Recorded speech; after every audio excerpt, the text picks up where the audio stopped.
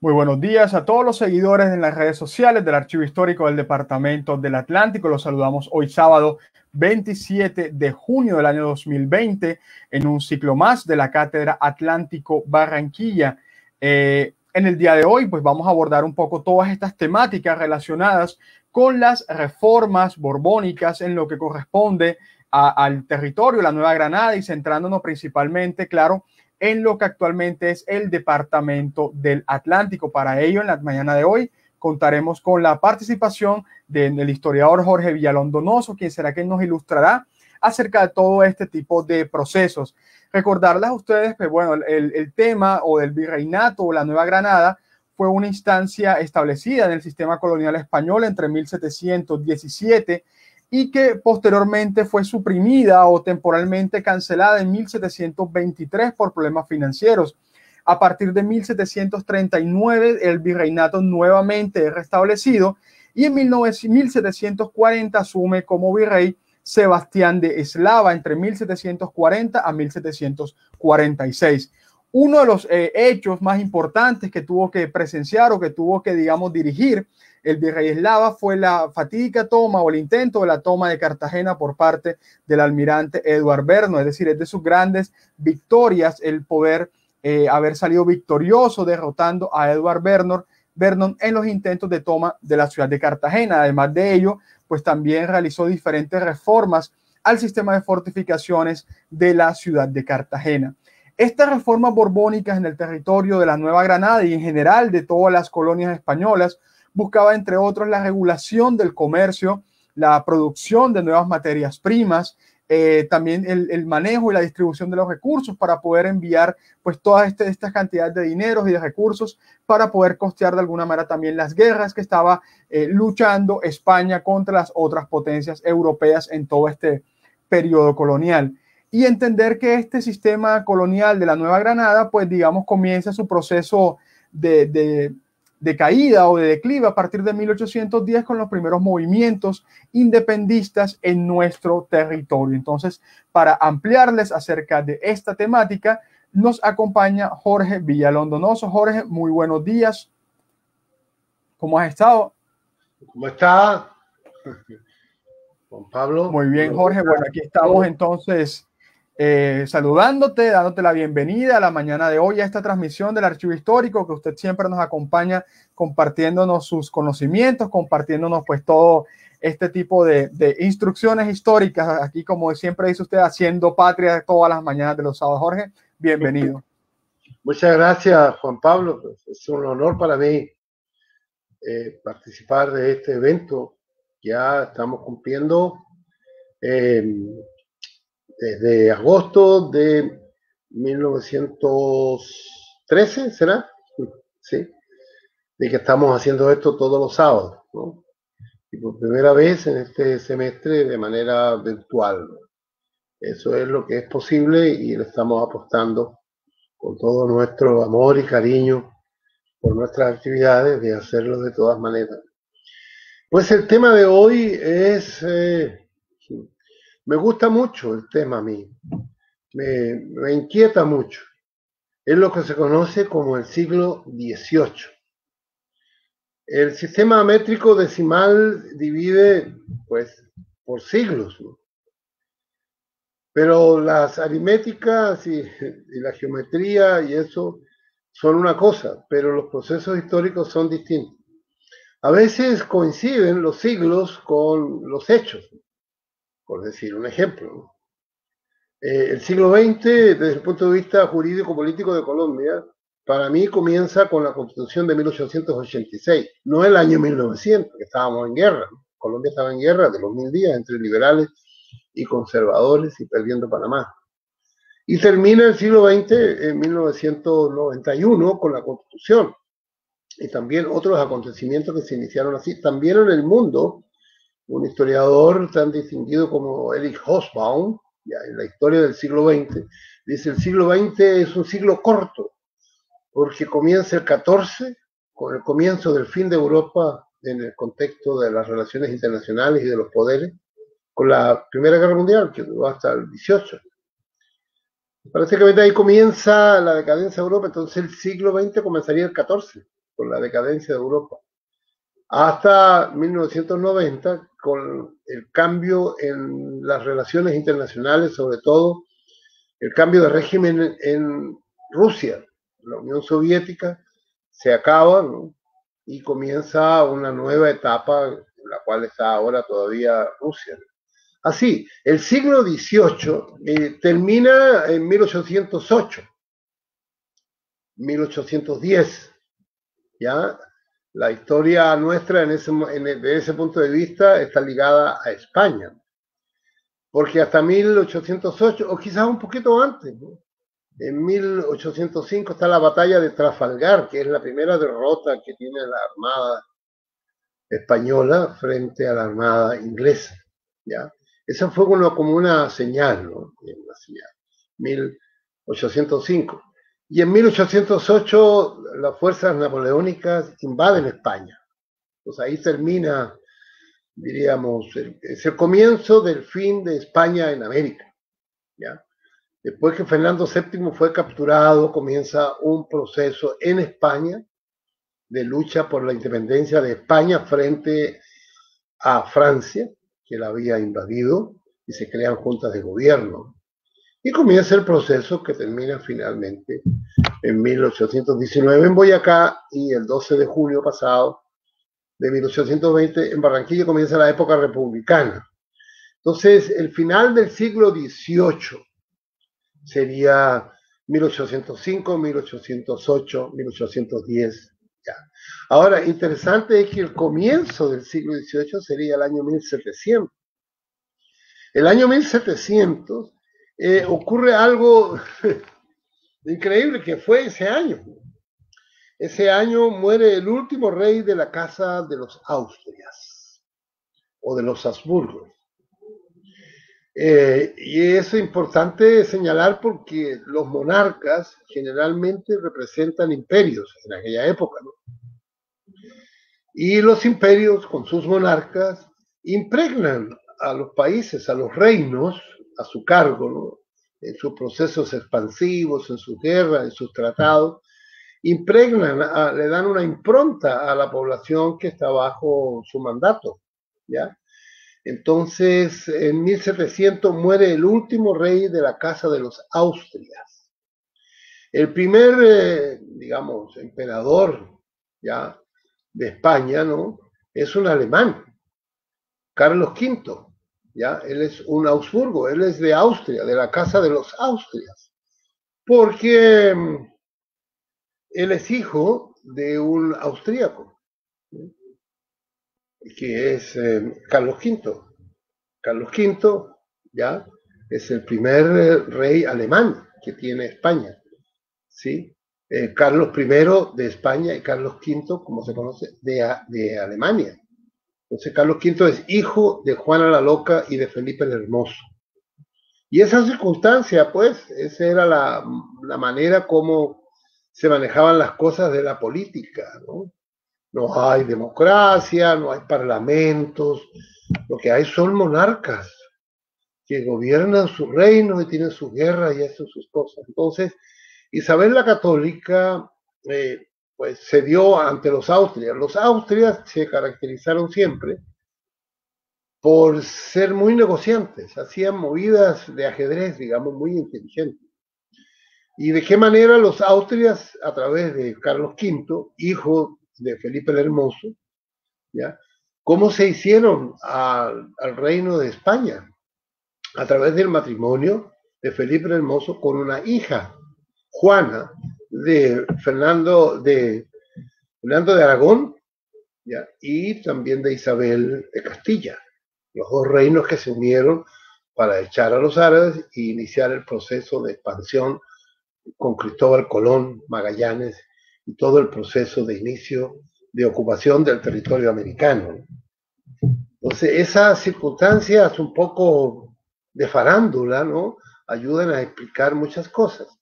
Entonces, prácticamente a la hija de Isabel la Católica, Juana, delgadita, jovencita, ¿no?, hay una linda película que está por ahí. Yo no veo mucho cine, pero esa sí, película me tocó verla porque es demasiado buena, que es La vida de Juana la Loca, ¿no?, que no era ninguna loca, por supuesto. hasta donde yo puedo saber. El feminismo ya se encargó de aclarar un poco ese asunto. Entonces ella tuvo que viajar a Holanda, donde estaba Felipe de Augsburgo, Felipe el Hermoso, que era un señor muy grandotote y bastante de buena vida, etcétera, ¿no? Y se casaron. Y ahí nació Carlos V. ¿Ya? Y Carlos V, claro, hablaba con su papá alemán, ¿no? Y se sintió siempre alemán, pero de mamá española y de abuela española, ni nada menos que Isabel la Católica y Fernando de Aragón. Entonces los Austrias continuaron gobernando España, Carlos V sobre todo, que fue tan importante. Carlos V y luego su hijo Felipe II y una cadena de más gobernantes, hasta llegar al último de ellos, que son los Austrias. Y él muere en 1700, ¿ya? Yo creo que tengo una imagen de él que vamos a ver para ilustrar un poco la cosa, ¿no? Está en español, entonces vamos a buscar, yo debo tener acá una, sí, este es el último de los, vamos a poner aquí la imagen, ¿ya? De ese es entonces Carlos II de España, ¿no? ¿Sí? Austria. Es un cuadro de la época, ¿no? Entonces a mí me impresiona mucho porque yo no sé, la pintura de aquella época era la fotografía de ahora, ¿no? Era un, digamos, un selfie, como dice la gente joven, ¿no? Pero mirando esta imagen, que es el último de los Austrias, ¿no? Me impresiona, porque se ve enfermo, se ve una persona, hay una palabra que aprendí aquí en Barranquilla, en la costa, redigida, ¿no? Es como avejentada, no sé, ¿no? Esos son los Austrias. Entonces él no pudo gobernar y se formó, por supuesto, un conflicto, ¿no? Hubo algunas escaramuzas entre los europeos a ver quién ocupaba, qué casa ocupaba el trono de España, ¿no? Entonces, como este señor no podía, porque ya estaba un poco enfermo, parece que se casaron mucho entre ellos, no sé mucho de esa historia. El hecho es de que en ese momento, en 1700, murió él. Y se genera una situación de que dura hasta 1713, ¿ya? En 1713 se hace un tratado, le llaman de Utrecht, eso es Holanda, ¿no? Los austrias también eran dueños de Holanda y dueños de Flandes, ¿ya? Bastante guerreros ellos, y España, ¿no? Y se llega a un acuerdo en 1713, claro,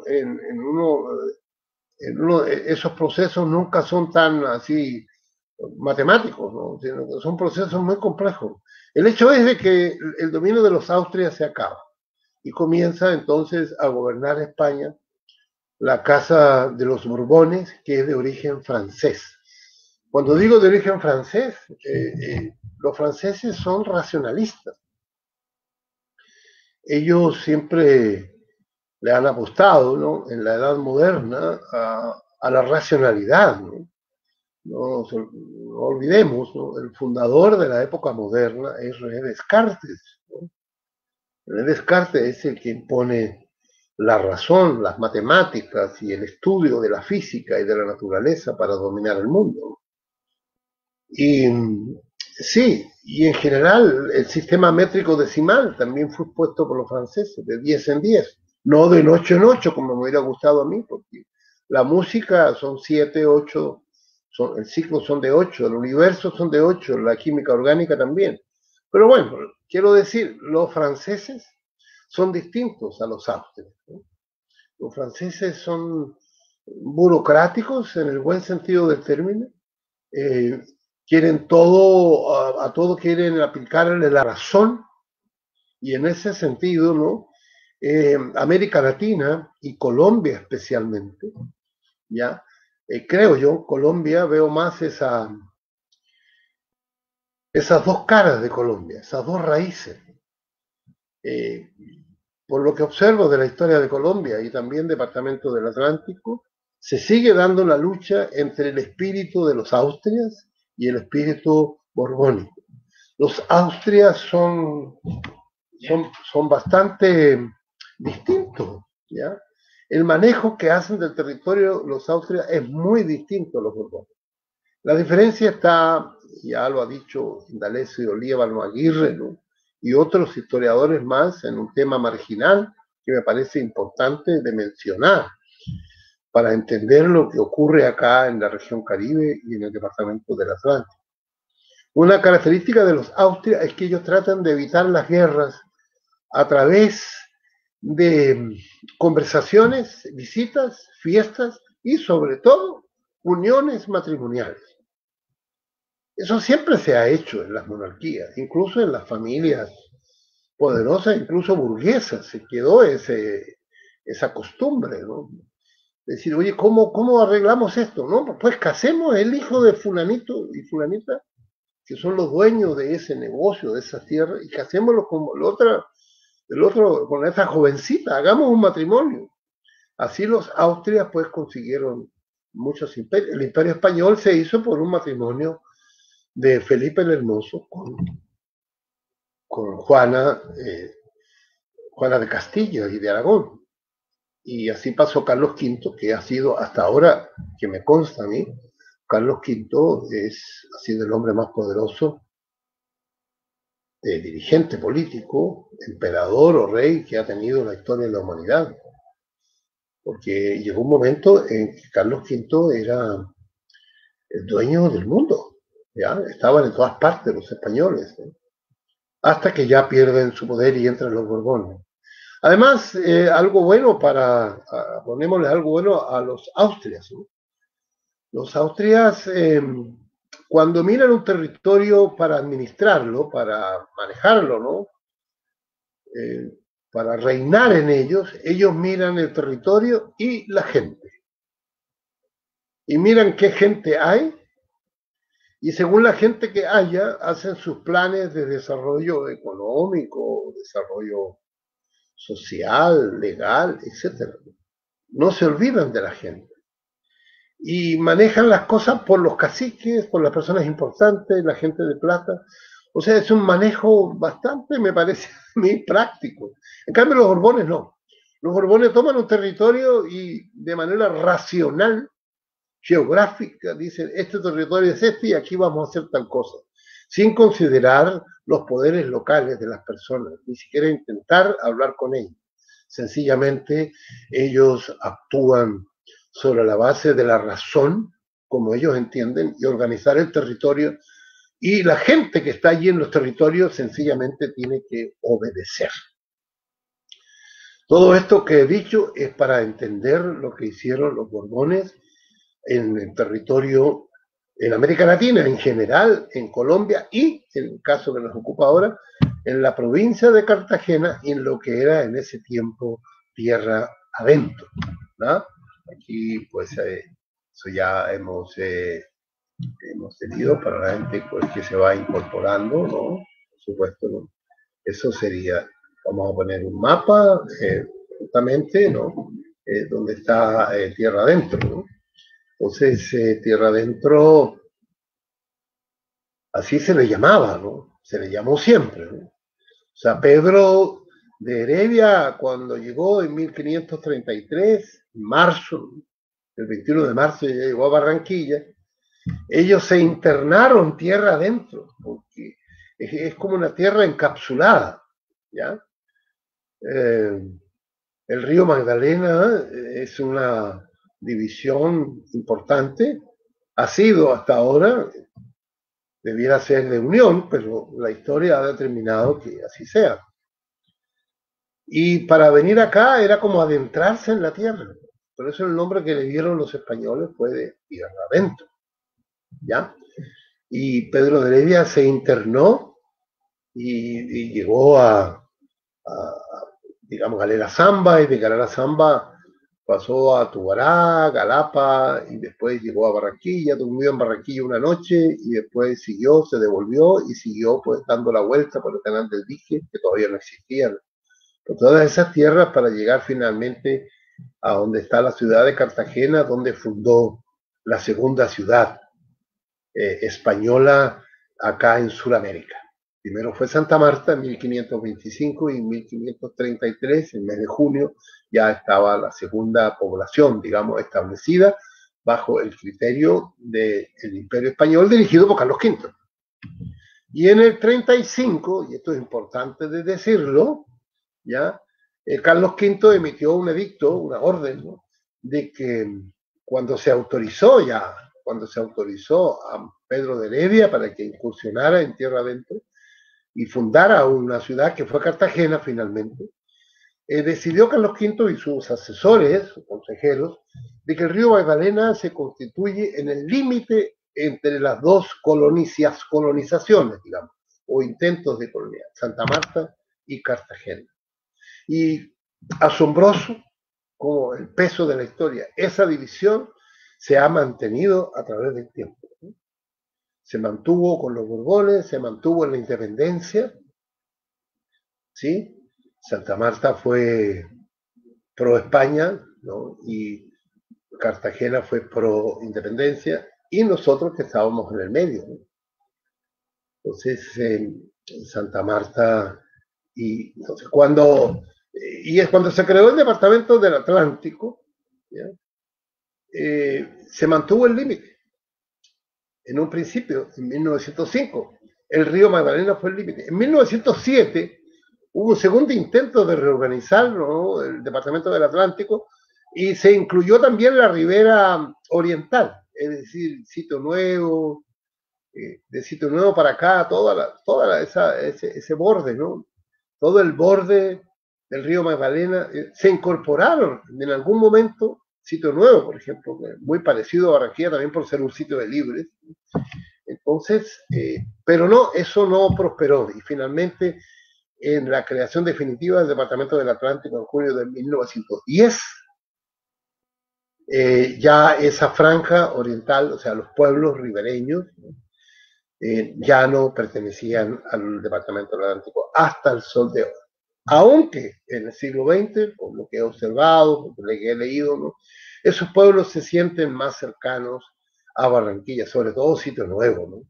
Sitio Nuevo se siente muy hermano a Soledad y Barranquilla, porque los tres son sitios de libres con muchas similitudes, ¿no? Bien, entonces volvamos al tema de los Austrias y de los Borbones, ¿no? Entonces finalmente ya están instalados ahí está tierra adentro, ¿no? Ya entonces en el siglo XVIII ya existe el canal del dique, que sería el límite sur, digamos. El límite oriental de tierra adentro es el río Magdalena, el norte es el mar, y al sur, y un poco hacia el norte, ¿no?, está la línea del canal del dique hasta la ciénaga del Totumbo, ¿no? De alguna manera, el Atlántico está encapsulado geográficamente, hay como una determinación geográfica de su composición, ¿no? Entonces aquí vamos a ver si alcanzamos a ver, ¿no?, el Departamento del Atlántico como se ve hoy, ¿no? Espero que, yo no sé si está bien coordinada, se supone que debe aparecer en un momento determinado el Departamento del Atlántico, donde se ve pues el río Magdalena, ¿no?, el mar y el canal del dique, que es el límite sur. Y algo muy importante, muy bello, que se llama el Guájaro, ¿no?, el embalse del Guájaro, que es ese cuerpo de agua tan importante de muchos puntos de vista, ¿no? Eso es, entonces, vamos a mirar un poco, ¿no? Ya miramos eso. Vamos a mirar entonces ahora este señor. ¿Sí? Eso es entonces, ya. Entonces, espero que ya esté la imagen. El virrey, digamos, el rey de España, ¿no?, el nuevo rey de España, después de la crisis de la sucesión española, ¿sí?, hay mucha literatura al respecto, ¿no? 1700 muere Carlos II de España, ¿no? Y luego entonces en 1713 se crea el Tratado de Utrecht y finalmente ya Felipe V entonces es la persona que comienza a gobernar en 1713, 1715. Las fechas no pueden decirse muy exactas porque son procesos muy complejos. Pero ya en 1717, Felipe V, ya, Borbón, está gobernando España y todos sus territorios. El rey de España actual, el rey de España actual es Felipe VI, ¿no? O sea, el rey actual de España, pues, que ya no reina tanto, sino que tiene el parlamento, pues, en el esquema que tienen ellos de monarquía constitucional, se llama Felipe VI porque el Felipe anterior, ¿ya? El Felipe V es, porque antes fue Felipe II, ¿no? Y los otros Felipe, hasta llegar es Felipe V, ¿ya? Borbón, ¿ya? Y este también Felipe VI que sigue siendo Borbón. Los Borbones continúan, no ha ocurrido nada más y España sigue siendo reinado, no gobernado, como decía el Principito en alguna de sus páginas, ¿ya? Eso es entonces el Felipe V, ¿no? Entonces él inició una serie de reformas. Entre esas hay que mencionar de que en 1717 ya se crea el Virreinato de Nueva Granada.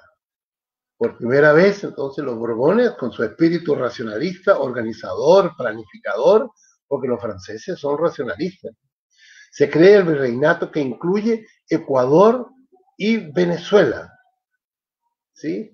Y para crear el virreinato se nombra una persona por decreto real, ¿no? Hay una cédula real, ¿no? Y se nombra a un señor que tiene un nombre muy curioso. El nombre, digo curioso porque quien habla se llama Jorge Villalón. Y el primer virrey que tuvo Nueva Granada se llamó Jorge Villalonga. ¿Sí?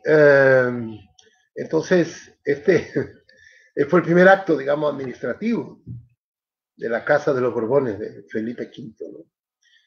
Pero este Jorge Villalonga intentó gobernar, pero finalmente en 1723 se lo saca, ¿no? Él renunció, se acabó la cosa, como que hubo malos manejos, hubo algún tipo de corrupción, y los Borbones rápidamente pues lo sacaron, ¿no? Y pusieron a un señor con un título no de virrey, sino que de presidente, que se llamó Antonio Manso y Maldonado, ¿ya? Es decir, hubo un intento de crear el virreinato de Nueva Granada que cubriera Ecuador y Venezuela, pero ese proceso fracasó por muchas razones, entre ellas, imagínense ustedes, desde Ecuador hasta Caracas, pasando por Bogotá y Cartagena y Santa Marta, ¿no? Y los Santanderes, o sea, demasiados, el territorio demasiado grande. Entonces, los Borbones se les fueron las luces, como dicen por acá. O sea, ellos pretendieron con pésimos caminos y con ninguna experiencia administrativa, con una región muy mezclada, ¿no? Con mucho mestizaje, etcétera. Entonces, pero bueno, ese fue el intento que fracasó. Entonces, luego Felipe V, pues un virrey, un rey de España, ¿no? Bastante racionalista, como dije, ¿no? Él es de origen francés. Hizo como una especie como de censo. Dijo, bueno, ¿qué pasa? ¿Cómo se administra? Y uno de los sistemas administrativos que venía de la corona española de los Austrias eran las encomiendas. Entonces, las encomiendas eran la manera de administrar la población indígena para que tributara. Esa era la encomienda.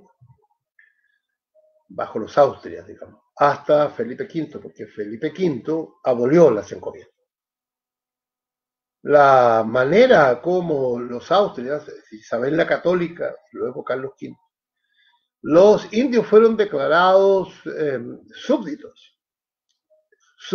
en proceso de cristianización y de civilización y de incorporación a la nacionalidad española, ¿no? Había que aculturizarlos. Esa era la manera como ellos pensaron, con la mejor intención. Por supuesto, ese proceso fracasó. Y fracasó porque ellos no contaron, no planificaron tanto, ellos confiaron, no sé de qué, confiaron en la iglesia quizás, pero el proceso de mestizaje es el resultado de una transgresión de las leyes morales de la Iglesia Católica de la época. Los obispos y los sacerdotes estaba totalmente prohibidos los cruces de razas, pero todos sabemos, basta salir a la calle o ver la televisión y tratar de definir la raza colombiana en la actualidad y de América Latina en general, pero especialmente la colombiana demasiado mezclada.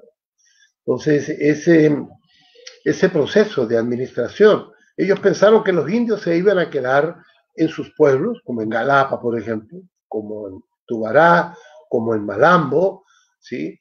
Esos indios en Saco, los indios debieran quedarse allí y esperando ser cristianizados y en un proceso que ellos imaginaron de todas maneras complejo y lento. Ellos se iban a incorporar a través de la doctrina cristiana, iban a volverse españoles, digamos. Esa es la intención, no mala, pues, de la Iglesia Católica y de Isabel la Católica, sobre todo, ¿no?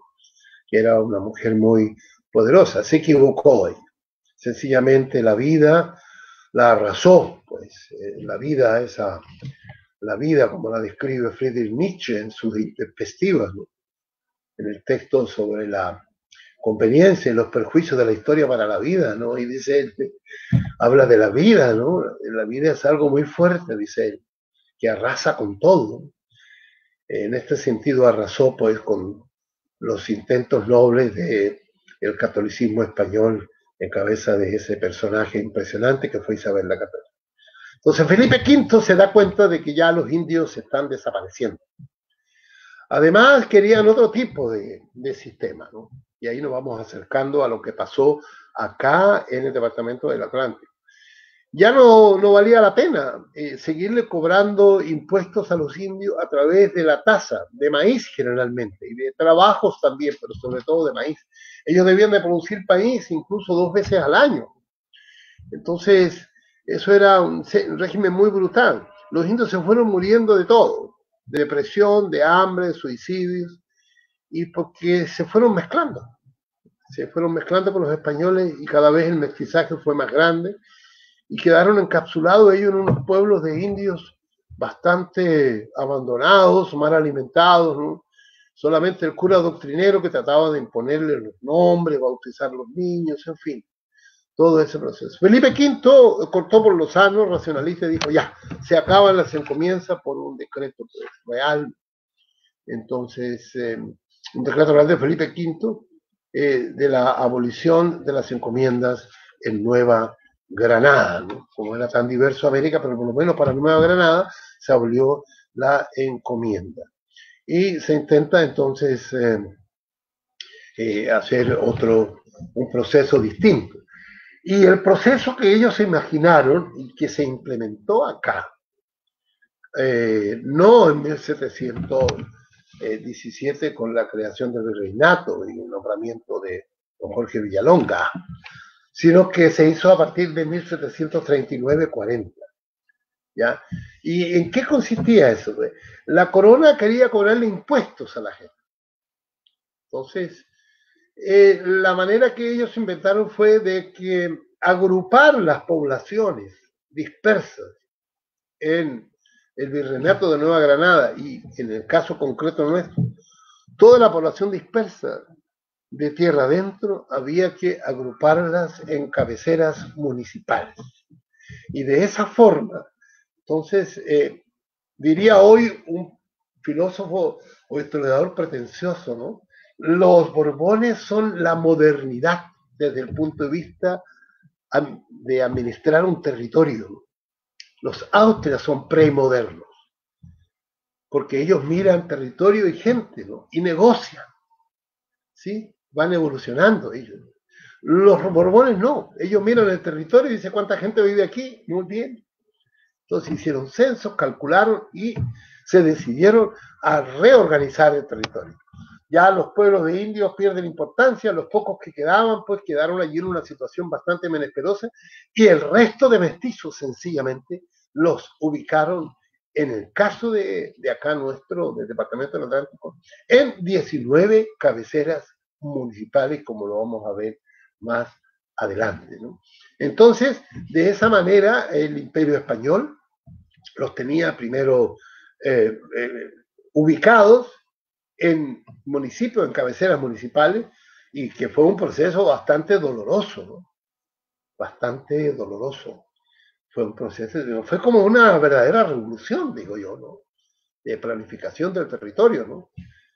Pues hay una persona amiga mía en la Cátedra del Atlántico Barranquilla, pues que se interesa por estos temas, ¿no? Entonces habría que mirar eso, porque los primeros intentos de planificar el territorio y de desarrollo económico y esas cosas no son de la posguerra del siglo XX, ¿no? Con la Curie y todas esas cosas, no.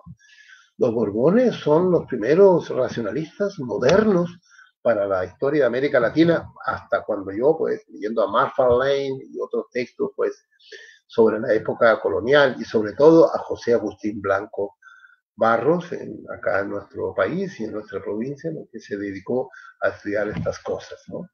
Entonces, eso es el impacto, ¿no? A través de Felipe V, ¿no? Entonces vamos a buscar. Ya, quería llamar la atención sobre este documento. Sí, este documento es bastante importante, sí, para ver el espíritu. En 1723, ya, es una decisión que toma Felipe V respecto a los... Él se daba cuenta ya, digamos, no él, todos sus asesores, toda la familia borbónica, ¿no? Se dieron cuenta que ya había cosas que organizar acá de manera racional, ¿no? Entonces ya dice pues que ya las pocas encomiendas que quedan, como ustedes lo pueden, no sé, espero que lo estén leyendo allí, ¿no? Sí, Real Cédula del rey Felipe V, mediante la cual se ordena rebajar el tributo anual de los indios de Tubará. Tubará es la concentración más grande de indios que encontraron los españoles y fue la encomienda más productiva, más jugosa, porque tributaban, sí, una cantidad importante, eran como 200 indios que tributaban allí. Entonces, el que era dueño de la encomienda de Tubará era uno de los españoles más ricos que existían en ese momento. La riqueza de los españoles en la época de los Austrias, ¿no? Antes de 1700, de 1600 a 1700, de 1533, que se fundó, que se inicia el periodo, ¿no? El que tenía más encomienda tenía más dinero, porque los indios tenían que pagarle principalmente en fanegas de maíz y pequeños trabajos que siempre hacían de infraestructura, caminos y esas cosas, ¿no? Y lentamente, pues, esa era la organización, o sea, las encomiendas eran de indios. Pero como las encomiendas se acaban, entonces Felipe V, una de las cosas que hizo fue, desde el punto de vista racional e inteligente. Entonces dice, los indios del referido distrito de Cartagena, Tubará, reduciéndolos a una justa y moderada tasación sin permitirse les haga vejación alguna, dándome cuenta de la providencia que aplicase a este fin, ¿no? Ya, la forma de tasar, no sé, cuánto maíz tienen que dar, cuántas veces al año, etcétera, etcétera. Entonces, y finalmente ordena que este pago de este tributo debiera rendirse a los oficiales reales en Cartagena. Allá no a un señor encomendero, que era un señor poderoso, nomás no querían los Borbones que se crearan esos grupos de gente poderosa ¿ya? Ya no era encomienda, ¿no? Lo que hace Felipe V es acabar con esto, ¿no? No hace mención a ningún encomendero ni nada, ¿no? Ni tampoco de mayordomo, ¿no? Ya era como, ya había como que ya no había nadie, se había acabado el sistema de las encomiendas. Entonces, de todo modo, en un proceso de ordenamiento del territorio, como lo hacían ellos, ¿no? Siempre, ¿no? Decide entonces ya de que cualquier cosa que hubiera que pagarse, entonces se pagaba a las cajas reales en Cartagena, ya no a través de el encomendero, que con ese dinero se enriquecía, por supuesto, y especulaba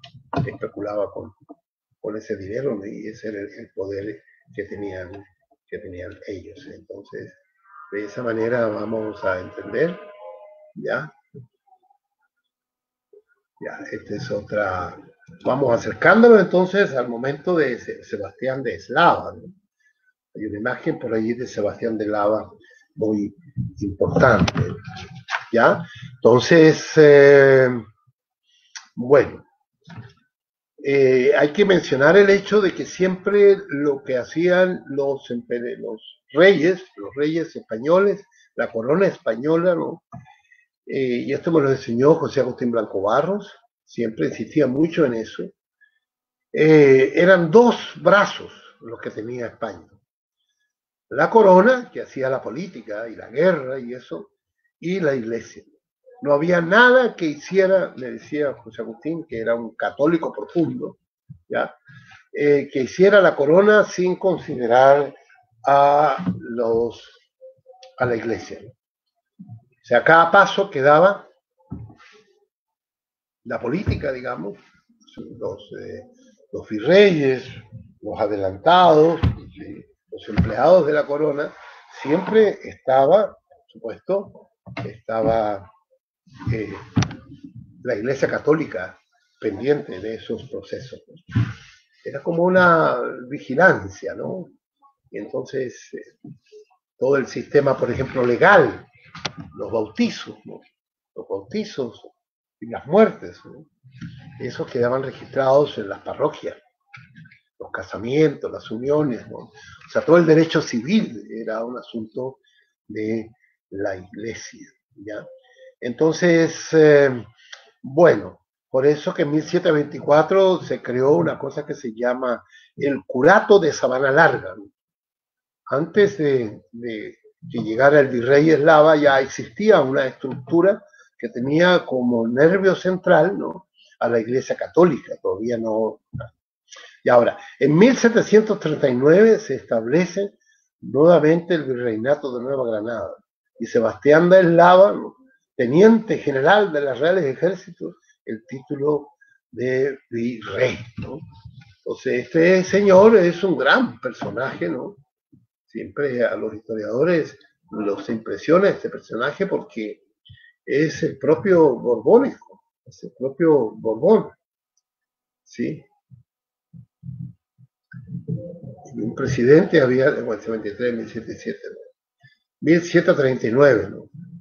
Llega a Cartagena de Indias en abril de 1740, ¿no?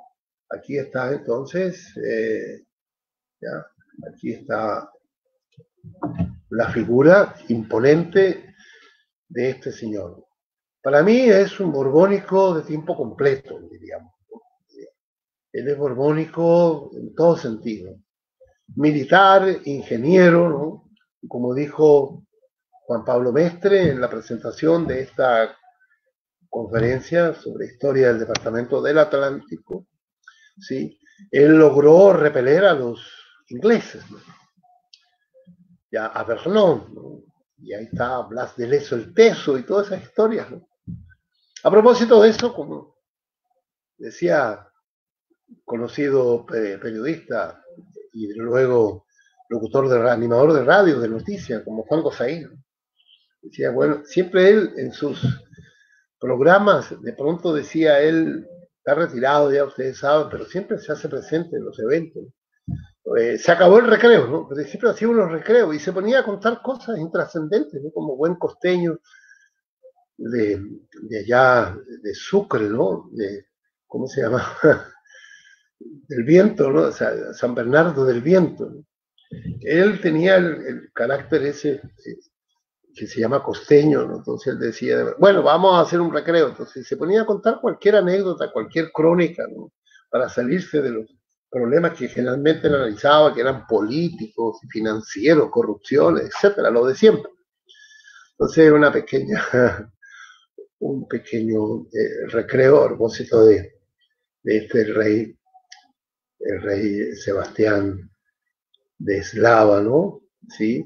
Que es una figura realmente importante, ¿no? Porque él impuso, ¿no? Impuso de una manera autoritaria, ¿no? Sencillamente miró a tierra adentro y dijo, no señor, aquí se va a obligar a toda la gente a que se congregue en 19 cabeceras municipales. Como era militar, era una persona de mucha autoridad, tenía, como dicen, voz de mando. Y ordenó bien, y como era ingeniero, ¿no? Y defendió, por el castillo de San Felipe, defendió Cartagena. Y Vernon rechazó a los ingleses, ¿no? Porque era un militar, ingeniero, un tipo mandón, digamos, ¿no? Fuerte, y pisaba fuerte, y seguramente deben haberle tenido bastante miedo. Hay un chiste de esto de Juan Gosaín, que se me había ido el hilo. ¿Cuál es el chiste? Que lo escuché no hace mucho, ¿no? Que dijeron, me dijo alguien, oye, hablando de Cuba, por ejemplo, de que los ingleses en aquella época, en 1760, ¿no? Ya que no pudieron tomarse Cartagena, lograron tomarse La Habana y estuvieron algunos años, 3 o 4, no sé, estuvieron en La Habana. Imagínense ustedes, Cartagena gobernada por los ingleses. Entonces, también los ingleses, vamos a hacer un salto grande, en 1806 se tomaron Buenos Aires, ¿no? Y estuvieron allí como 4 meses, 3, 4 meses, ¿no? Hasta que los echaron. Ya, entonces, alguien decía de chiste, mira, ese Blas de Lezo, el teso, ¿no? Y el señor Sebastián de Eslava, ¿no? Hubiera sido provechoso para la región Caribe y para Cartagena, que era una ciudad, de pronto la más importante en ese momento, para la región Caribe, ¿no? Sin lugar a dudas, ¿no? Siglo XVIII, Cartagena era la reina, no tanto Santa Marta. Si hubieran llegado los ingleses, porque hubieran quedado unos años allí y hubiéramos aprendido muchas cosas de los ingleses, nos hubieran impregnado de muchas cosas buenas los ingleses, como si lo hicieron en La Habana, y por eso La Habana es una ciudad que ha sabido hacer política, ¿no? Y ha sabido moverse bien. Atribuyen eso a que los ingleses le hicieron una impronta, ¿no? Que duró varios años, ¿no? Que estuvieron los ingleses apoderados de La Habana. Entonces, si uno mira cómo se manejaron los cubanos en la independencia, que no tuvieron guerra, porque se ahorraron la guerra, y la postergaron 100 años, cayeron en manos de los Estados Unidos, y después trataron de independizarse de los Estados Unidos hasta que llegó Fidel Castro y mantiene la isla separada de los Estados Unidos, con una aventura con Rusia, pues que la historia va a calificar eso después, y ahora en una situación bastante difícil, pero admirable como ellos mantienen su integridad estatal y territorial. Entonces, ese es el recreo. Entonces, ¿qué tal hubiera sido la historia sin Sebastián de Eslava, ¿no? Entonces, la obra de Sebastián de Eslava está bastante bien estudiada, ¿no? Por nuestro gran historiador José Agustín Blanco Barros, ¿no? Todo lo que sé yo de este tema se lo debo a él, ¿no?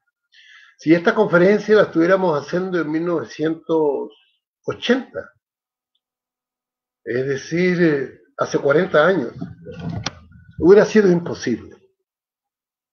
No había nadie en ese momento que hubiera podido hacer esta conferencia. ¿Cómo fueron las reformas borbónicas en el departamento del Atlántico, que se llamaba en aquella época Tierra de América? No había manera, ¿no? ¿Qué teníamos? Teníamos algunos libros, ¿sí? Por ejemplo, este libro, ¿no? Yo se los muestro, les voy a decir el título. Es un libro viejito, por supuesto, de la Biblioteca Clásica Colombiana, ¿no? Esas joyas de libros que yo logré comprar en un momento determinado, como dicen aquí, en una gáchate, ¿no? Este libro, sí, fue publicado, ¿no? Qué raro que no diga la fecha acá, los años 60 tiene que haber sido. 1977. 1977, La personalidad histórica de Colombia y otros ensayos de Jaime Jaramillo Uribe, uno de los grandes historiadores que ha tenido Colombia, ya fallecido. Tuvo el placer de conocerlo. Él vino en 1989 acá a Barranquilla, dio varias conferencias, y con Juan Guillermo Restrepo, los dos nos atrevimos a hablarle y decirle si nos podía recibir, de conversar con él una hora, por lo menos, un tiempo largo. Y dijo que con mucho gusto, y nos citó al Hotel Dan de aquella época, para aquella plaza. Y en la piscina nos sentamos a tomar un tinto y conversamos como 2 horas con él, que fue muy ilustrativo. De ahí, luego yo escribí una nota para el Heraldo sobre su visita acá, y fue muy provechosa porque me enteré de muchas cosas.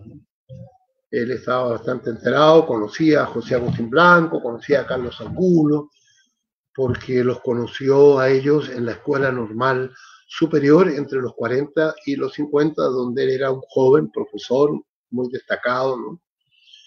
Y se convivió ese momento maravilloso intelectual de Colombia. Ese es entonces. Y él, pues, ya falleció no hace mucho, ¿no? Y después lo visité en la Universidad de los Andes, vi sus conferencias, siempre, él vino en otra oportunidad a Barranquilla, en los diálogos universitarios que hacían en la Universidad Metropolitana. Sáez de Ibarra, un español muy distinguido, nos invitó y estuvimos allá con Jaime Jaramillo Uribe. Y bueno, antioqueño, y él escribió El pensamiento colombiano en el siglo XIX y se ocupó, escribió bastante sobre la colonia y un trabajo magistral sobre la historia de la educación en Colombia, que está en el tomo tercero de la colección, se llama Manual de Historia de Colombia, publicado en 1974-75, ¿no? Con Cultura, ¿no? Son 3 tomos que hay que tenerlos siempre. Ahí está el trabajo de él y otros más porque él pudo publicar, ¿no? Que es la primera publicación de historiadores profesionales, como él lo dice. Ese es Jaime Jaramillo. Voy a leer un fragmento que él tiene de un funcionario que refleja muy bien, ¿no? Siempre hay gente curiosa, ¿no? El trabajo se llama Cambios demográficos y aspectos de la política social española en el nuevo reino de Granada durante la segunda mitad del siglo XVIII. Sí, la época borbónica, ¿no? Sí, plena época borbónica, de Carlos III y eso, ¿no? Gente muy autoritaria. Entonces, él cita acá, entonces cita a un funcionario de la época. Ese texto es de 1972, ¿ya? Entonces, este señor se llama, tiene un nombre, Flores, febrero de 1799, Moreno y Escandón, sí, Moreno y Escandón, ¿ya?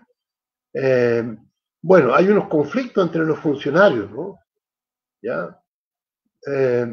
Y dice así, ¿no? Juan Francisco Gutiérrez de Piñere, informe al virrey Flores en visitas de Boyacá, ¿sí? Publicado completo en Margarita González, ¿no? Es un texto, es un informe de 1777, ¿sí? Entonces vamos a leer lo que dice este informe de un funcionario español, ¿sí? Dice, comillas, por más valor que se quieran dar a estas razones, dudo mucho que en ellas se encuentre apoyo sólido para extinguir pueblos ya establecidos y colocarlos en diversos sitios. Si por solo esta consideración se hubiese de proceder, pocas poblaciones habría en el mundo que no mereciesen reforma. Es asunto grave extinguir un pueblo. La natural afección con que todo viviente, hasta los irracionales, miran el patrio suelo, hace que les sea doloroso abandonarlos, especialmente si se interviene la fuerza física o moral. Siempre que se ha adoptado este medio repugnante y violento, han intervenido o el espontáneo consentimiento de los interesados o motivos graves de utilidad pública. Y con dificultad habrá quien de esta graduación, a el solo fin de colocar los pueblos cerca de los caminos reales y en distancias más inmediatas para que puedan ser gobernados. ¿Sí? Entonces, esa es la cita que pone Jaime Jaramillo Uribe del espíritu, ¿no? Borbónico, ¿no? Que se mantiene. Los invito a que vean hoy, ya sea virtual o en papel, más posible virtual, una nota que viene en el Heraldo de hoy. Es una noticia que puede que seguramente va a quedar registrada en la prensa, ¿no? También en la prensa digital, ¿no? Que es una decisión de la ministra de Comunicaciones, ¿no? Que es una dama, una señora que no identifico mucho, ¿no?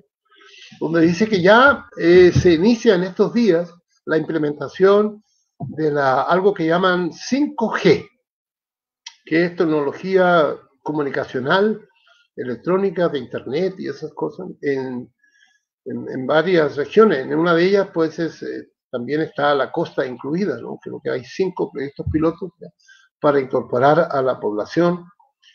Es que, pues, no me refiero, no quiero opinar sobre la conveniencia o no conveniencia de eso. Lo que sí es seguro es que tiene un alma borbónica, o racionalista francesa, o racionalista anglosajona también.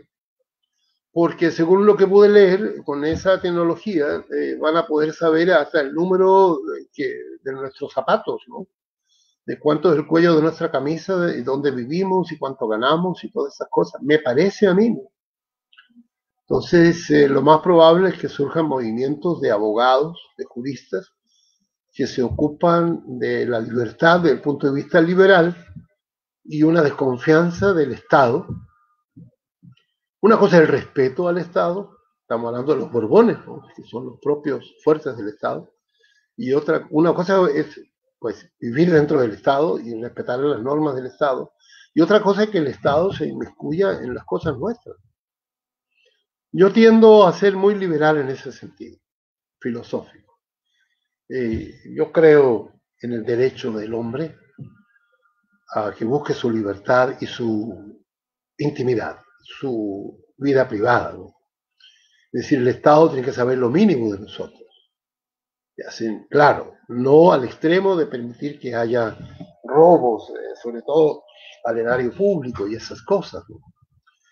Entonces me parece que el espíritu borbónico moderno continúa hasta ahora, ¿no? Entonces, en medio de la pandemia están instalando antenas y están buscando mecanismos donde el Estado sepa de nosotros. Es bueno saberlo que en Europa hay profesores y hay seminarios, oficinas, autores, hacen eventos, congresos, de una cosa que se llama de la protección de datos del individuo. O sea, para impedir de que el Estado se apodere de la vida privada de las personas.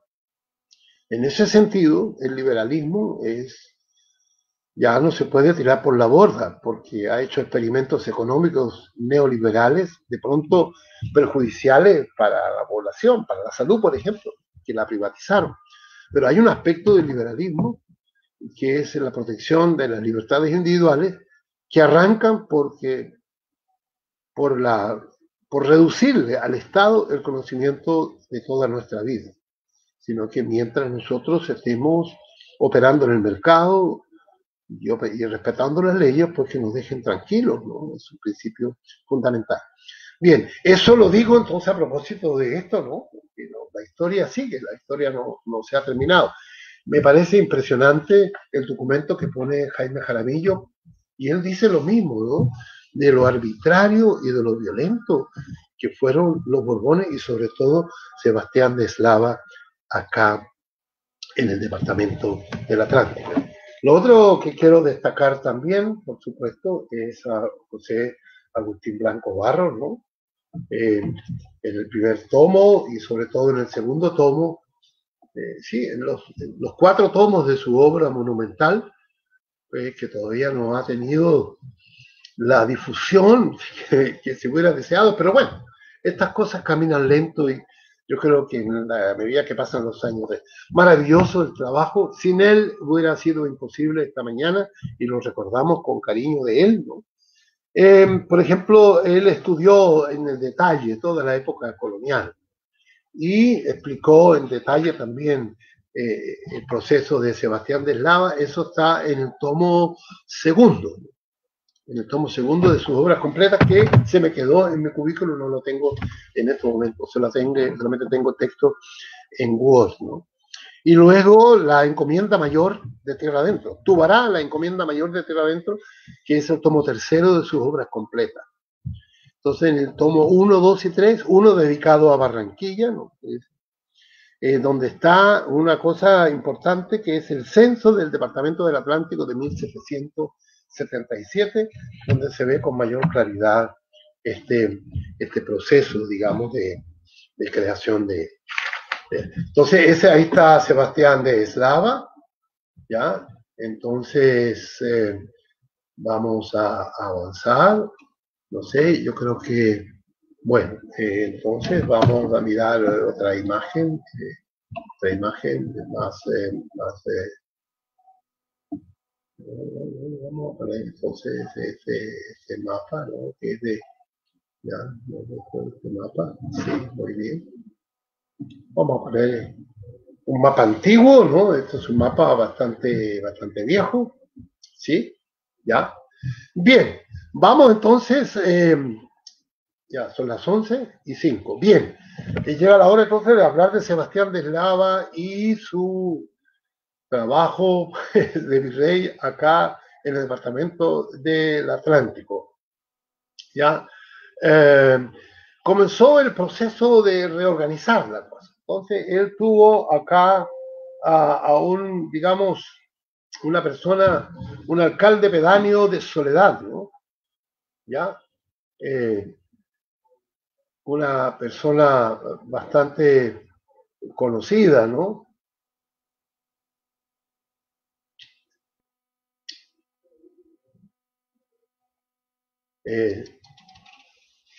Pérez de Vargas es el apellido, ¿no?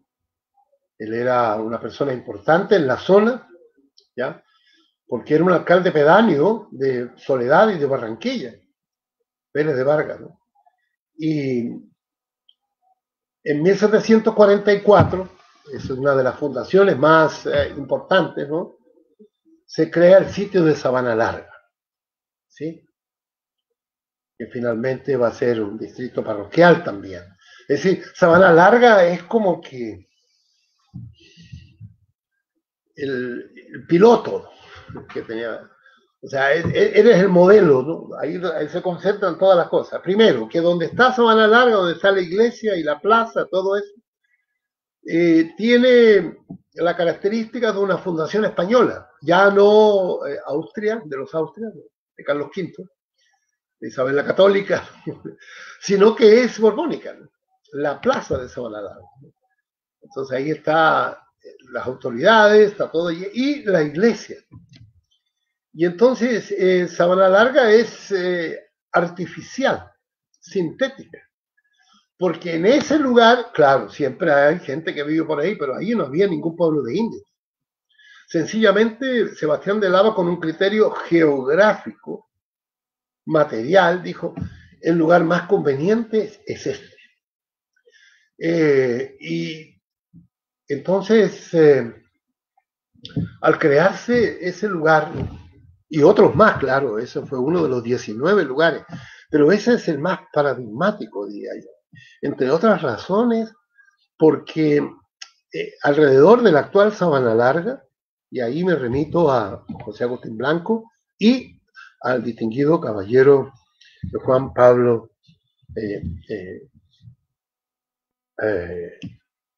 pues se me va a veces Juan Pablo Ginás, ¿no? Juan Pablo Ginás, recordado amigo, falleció también en el 11, ¿no? Falleció en el 11, él, sí, nació en el 2011, sí. Gran amigo, fundador de la Academia de Historia de Barranquilla, ¿no? Él escribió un libro sobre Sabana Larga y sabía bastante de Sabana Larga. No todo lo escribió, mucho lo contó. Y una vez hice un viaje yo a Sabana Larga, a un evento de historia que teníamos allá, ¿sí? Con algún evento importante, con los amigos de historiadores allá tan activos, ¿no? Y entonces él nos fue contando varias cosas. Y de las cosas que contó fue que Sebastián de Eslava ubicó ese lugar porque estaba como en el centro del curato de Sabana Larga, que es una división administrativa religiosa de la iglesia. Pero alrededor de Sabana Larga había 39, estábamos hablando de ecología, del problema del agua, de que Sabana Larga es el lugar que más llueve en el departamento del Atlántico, en tierra adentro de la época. Y entonces que había 39 pozos de agua, claro, porque debajo está la napa de Sabana Larga, ¿no? Que es la reserva de agua para las generaciones futuras. Si este video lo ven en 100 años más, cuando haya crisis grave de agua por acá, si es que no se hace nada, de pronto alguien lo ve y dice, mira, hay un profesor que menciona de que ya se sabía, ya José Agustín Blanco, ya todo el mundo sabía, de que debajo de Sabana Larga está la reserva de agua para las futuras generaciones. Ojalá que ellos digan, y que salvamos y recuperamos, ¿no? Y hicieron todo lo posible y de pronto decretaron pena de muerte para que le botara gasolina o una lata de cerveza al territorio donde está la napa de Sabana Larga, ¿no? Entonces, esas 39 fuentes de agua eran 39 agrupaciones de mestizos, mulatos, zambos, ¿sí? Y gente también española, por supuesto, ¿no? Gente blanca también. Pequeños lugares, ¿no? Entonces las personas tenían sus casas, eran 39. Y me contó don Juan Pablo, que él lo leyó en alguna parte, de que Sebastián de Eslava ordenó con caballos, y lo que hacían los españoles, los soldados españoles, era incendiarle los ranchos a la gente. Y le incendiaban los ranchos, y le cogían sus chécheres y se los traían entonces al solar que le habían asignado alrededor de la iglesia, ahora, de la iglesia de la plaza, que era en ese momento, pues, la iglesia se construyó después, alrededor de la plaza de Sabana Larga. Y regalaron el lote prácticamente, le asignaron ese lote y obligaron a la gente. Y eso lo hizo Sebastián de Eslava. Por eso el informe que hace el funcionario que cita, donde dice, es asunto grave extinguir un pueblo. Sí, eso es como sacar una planta de un lugar, es un trasplantado, ¿no? Es un tema recurrente también en todas partes. Yo soy un trasplantado. A mí me trasplantaron, yo fui trasplantado de mi pueblo a Santiago de Chile y luego a Alemania, y de Alemania entonces aquí a Barranquilla y al departamento del Atlántico, ¿no? Y mis raíces son los libros de historia y los historiadores con quienes hablo siempre, ¿no? Con los que están vivos, estoy hablando ahora con ustedes, y por teléfono estoy hablando siempre, yo estoy hablando con los historiadores, y también hablo con Juan Pablo Ginás y José Agustín Blanco a través de los libros. Los libros son personas. Desde antes de ayer he estado leyendo los textos, ya, sobre este momento tan importante, ¿no?, de la historia nuestra, que es la formación de los 19 municipios, a sangre y fuego, ¿no?, que hicieron los Borbones españoles, ¿no? Entonces, claro, yo hablo con esta gente que ya está fallecida, ¿no? Entonces, por eso que el tema, ¿no?, como dice aquí, es asunto grave extinguir un pueblo, ¿no?, la natural afección con que todo viviente, hasta los irracionales, etcétera, ¿no?, eso es un sentimiento muy profundo de la tierra, es como una planta, ¿no? Aprovecho para recordar la figura de José Agustín Blanco Barros, ¿no?, que tiene una cita muy bonita, ¿no?, cuando él escribe sobre el departamento del Atlántico, él tiene una frase que me ha impresionado a mí siempre. Vamos a ver si logro encontrarlo. Sí, aquí está. Para los interesados que tienen el libro, estoy leyendo el libro Obras Completas, tomo 1, que se llama Barranquilla, José Agustín Blanco Barro, Obras Completas. En la página 231 de la edición que hizo la Universidad del Norte en 2011, él hablando del censo de 1777, ¿no? Ya dice, en una presentación que hace, dice, para concluir esta introducción debemos declarar que lo que nos ha animado en estas búsquedas e investigaciones es un indestructible afecto terrígeno que procede de la arcilla misma del departamento del Atlántico y de generaciones que desde hace centurias de ella se han nutrido. Ahí lo escribió, pero él siempre lo expresó. Él siempre lo expresó. El amor que tenía él por la tierra. Y estando en Bogotá, él sufrió mucho de esa lejanía. Y siempre venía. Y una vez hizo una visita y me invitó, y yo estuve en su casa con sus hermanas y sus hermanos, ¿no? En el año 1994, ¿no? Hace rato ya, ¿no? Hace 25 años ya. Yo estuve con él, él estaba joven todavía, dictando conferencias en la Universidad del Norte, venía siempre, cada vez que venían. Y él una persona que a menudo lloraba, ¿no? Si hasta Jesús lloró, decía él. Entonces, él lloraba de emoción y todo, ¿no? Y nos contaba cosas y eso. Entonces, quiero decir que José Agustín Blanco escribió su obra, ¿no? Sobre toda esta época española, ¿no? 300 años, 250 años de historia, ¿no? Con mucho cariño. No era una cosa intelectual solamente, sino que él se sentía parte de la greda, ¿no? Como dice, ¿no?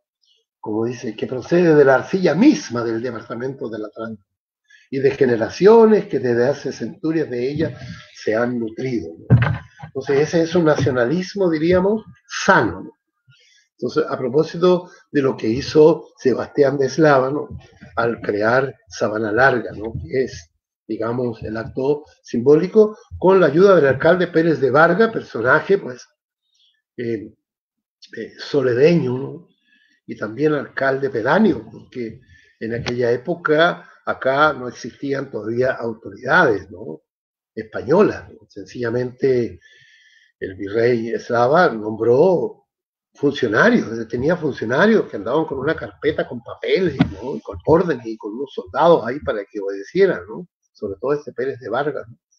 Entonces, sí, ese es el momento fundacional de los 19 municipios del Atlántico, ¿no? Hay muchas historias respecto al tema de la creación de Sabana Larga. Me voy a referir ahora a otro acontecimiento, ¿no? Que es dentro del ordenamiento que hicieron ellos, ¿no? El ordenamiento que se hizo del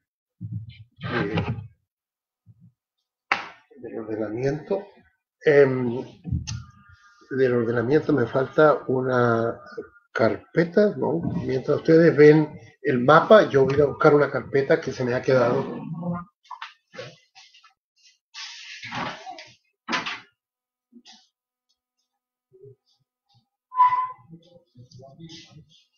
Una carpeta con documentos.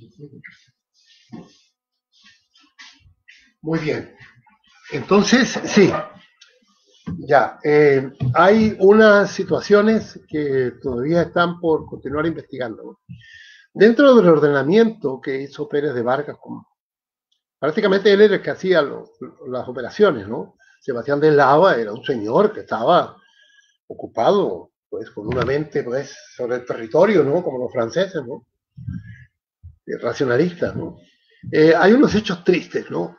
Que se relacionan con la cita que yo hice al respecto, ¿no? De la cita del funcionario que cita el historiador, el señor Jaime Jaramillo Uribe.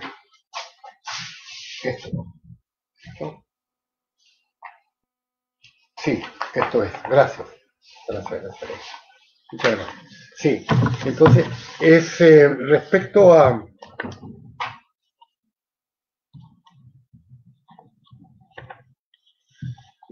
tiene que ver con, por ejemplo, del ordenamiento que hizo, decisiones que tomó Sebastián de Eslava, ¿ya? Tomó la decisión de que los indios de Tubará se vinieran a Galapa y los indios de Usiacurí se vinieran a Galapa y que los indios de Baranoa se vinieran a Galapa. O sea, a él se le ocurrió de que había que concentrar en Galapa a todos los indios que andaban por ahí sin patrón, sin nada, ¿no? Andaban pues, un poco dispersos. O sea, y hay un relato que tiene José Agustín Blanco en su obra, ¿no? Cuando hablando de la encomienda de Baranoa, ¿no? De Baranoa obligaron a los indios a irse a Galapa. José Agustín Blanco lo escribió y me lo contó a mí, me lo comentó. Y me decía que eso fue algo bastante dramático. Y hay unos testimonios que están allí, que él los transcribe, ¿no? La gente lloraba mucho, no quería. Y fue un acto violento. Tuvieron que obligarlos a dejar sus tierras, sus sembríos, sus creencias, no sé, del sol, la luna, los pájaros, los espíritus. Los indios de acá eran indios caribes, ¿no? Que tenían sus propias creencias y una relación con la naturaleza muy distinta al cristiano. Sí, para los indios seguramente debe haber sido como los griegos, ¿no?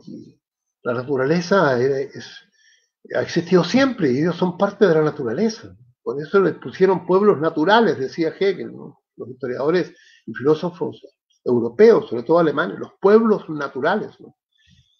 En cambio, la visión cristiana es distinta. La tierra es una creación divina. Un día creó Dios los cielos y la tierra, ¿no? Una cosa es una creación y otra cosa es algo que siempre ha existido, como pensaron los griegos. Entonces, esos relatos, ¿no? Los pueden leer ustedes en la obra de José Agustín. Lo que difícil que fue para la gente de Baranoa irse para Galapa. Y a Galapa concentraron entonces a todos los indios que andaban dispersos por ahí y los juntaron. Ahora bien, había y a Baranoa entonces llevaron mulatos, llevaron zambos, llevaron gente, la gente que andaba por ahí la llevaron para allá, o sea, convirtieron a Baranoa en una especie de sitio de libres artificial.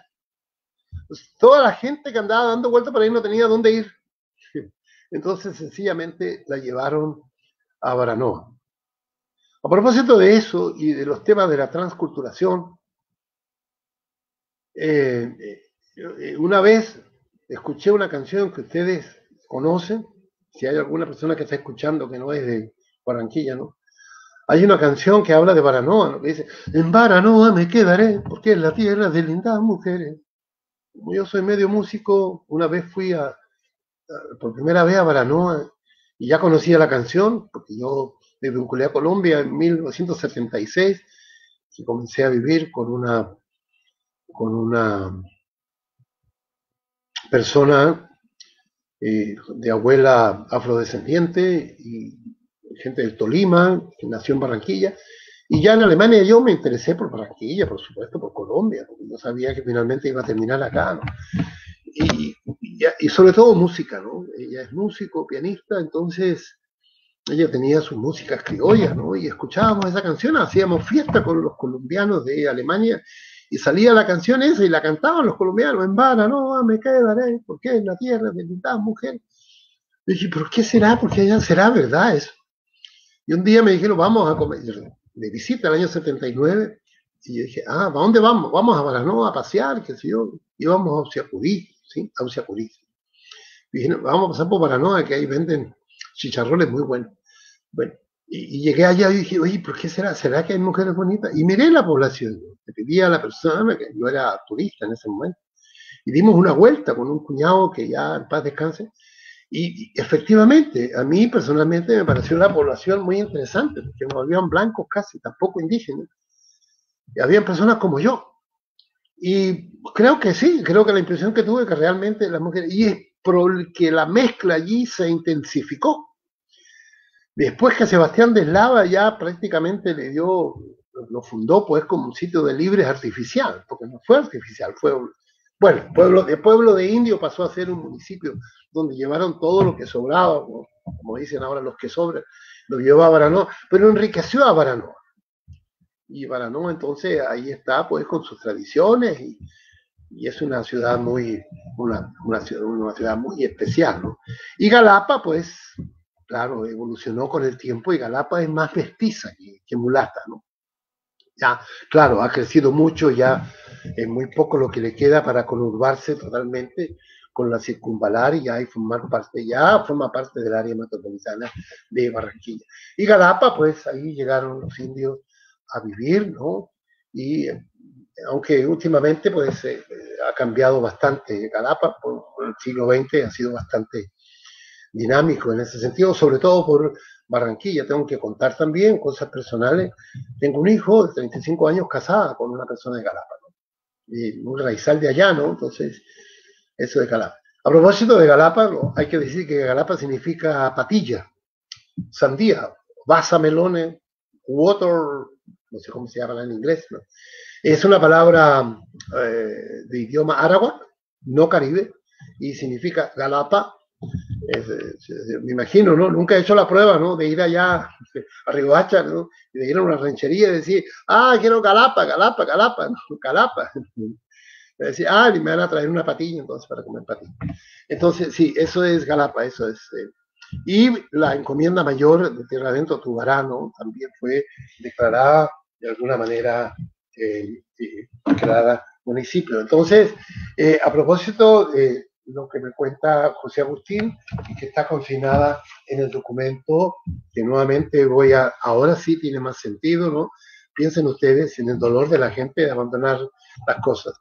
El salirse de la tierra, ¿no? Cuando lo sacan de la tierra a uno, lo que le llaman el desarraigo, ¿no? Pero hay un caso emblemático distinto. Hay una historia muy bonita, que escribió José Agustín Blanco también, ¿no? Que es el caso de Polo Nuevo, ¿no? Y sobre todo el caso de San Luis Beltrán, que es un santo que llegó aquí en 1562, ¿no? Y durante muchos años estuvo en tierra adentro, ¿no? Y está relacionado, ¿no? Con toda la historia de aquella época, ¿no? De Pedro de Heredia, con la Junta, o sea, San Luis Beltrán, ¿ya? Estuvo acá, no sé, con Juan de Villabona, en fin, es un gran personaje vinculado a la historia, ¿no?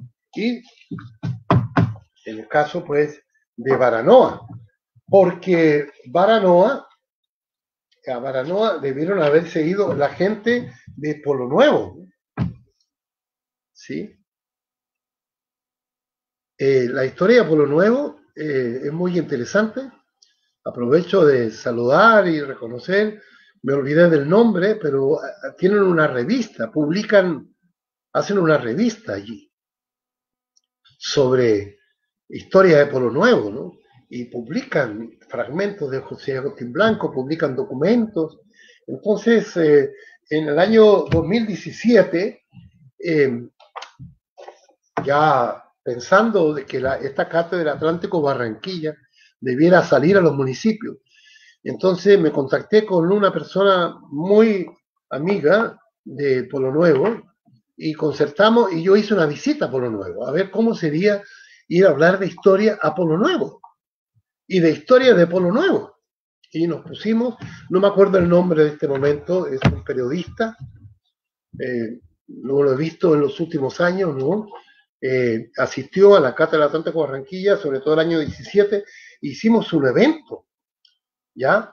Y yo fui a hablar de historia de Polo Nuevo con base a un artículo de del señor José Agustín Blanco, publicado en 1987 en la revista de Ciencias Sociales e Historia de Bogotá, de la Asociación de Historiadores Javerianos, un artículo que se llama San Luis Beltrán en la historia y la geografía del Departamento del Atlántico.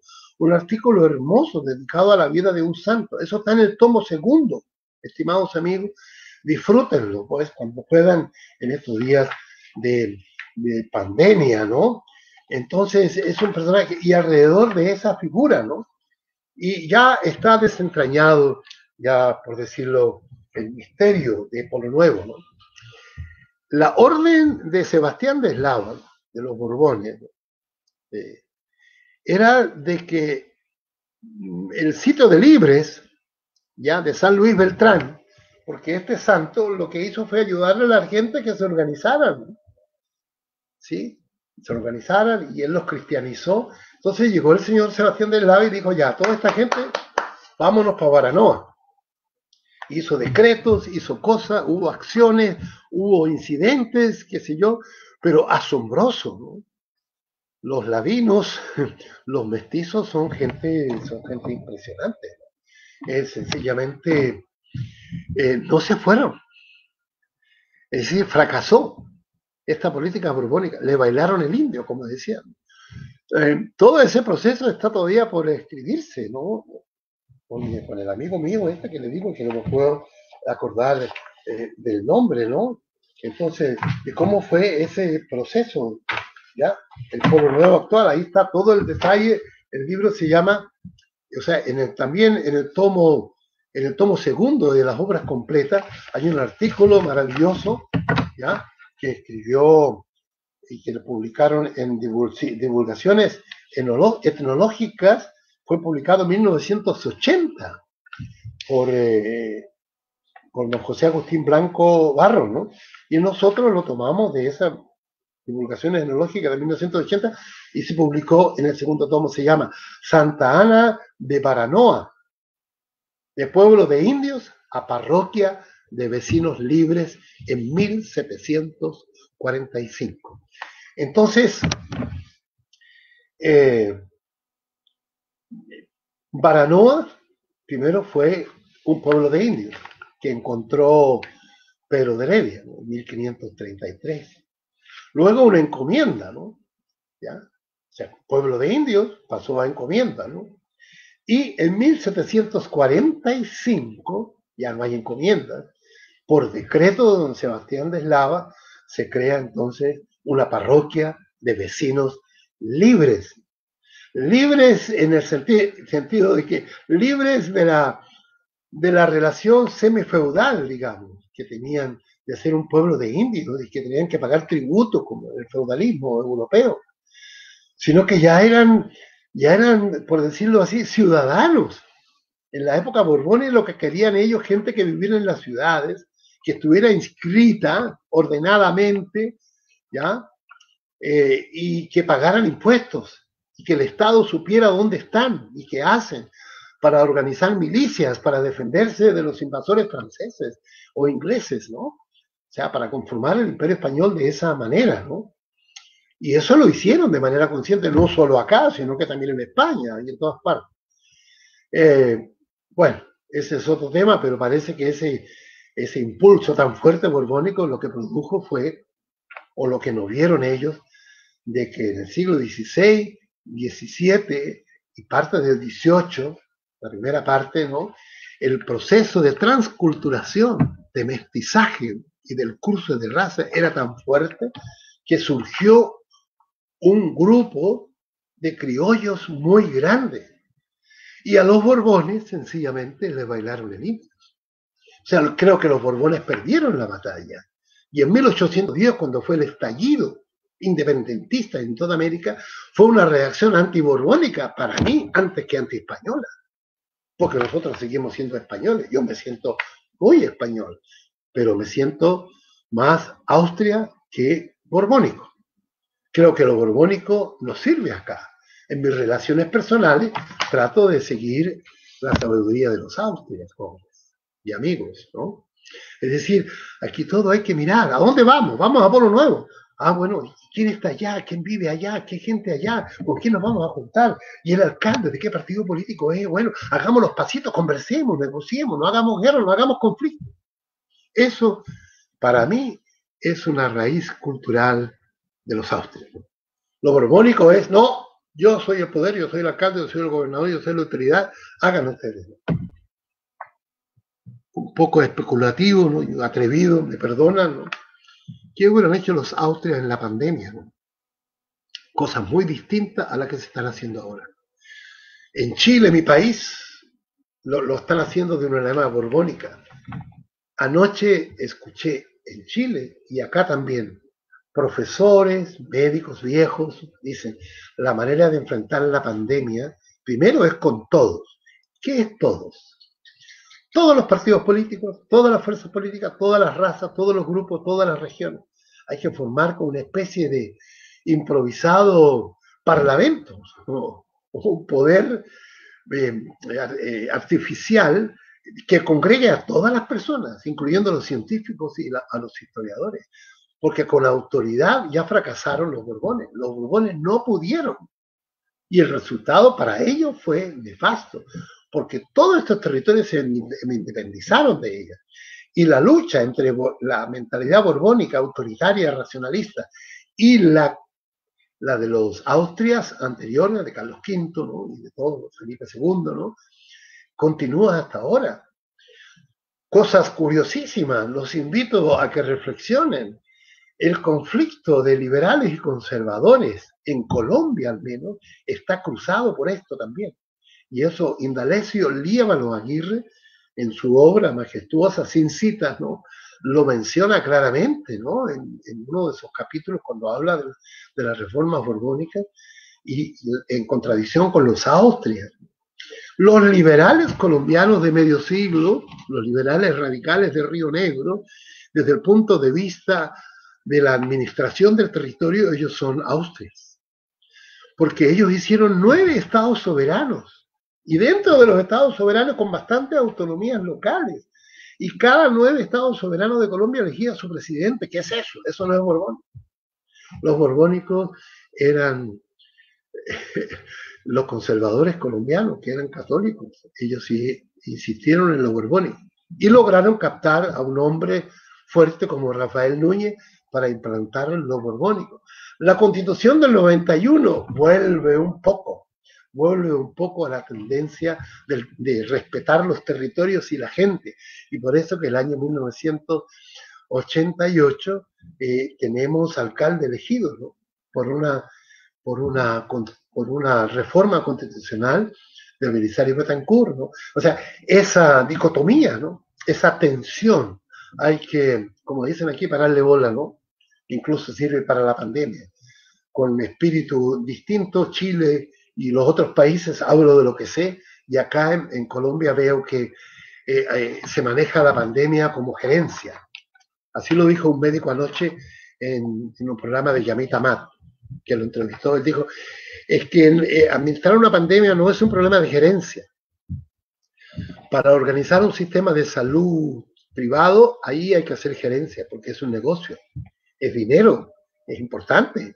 El dinero trae cosas tecnológicas, trae de todo tipo de aparatos para la salud humana.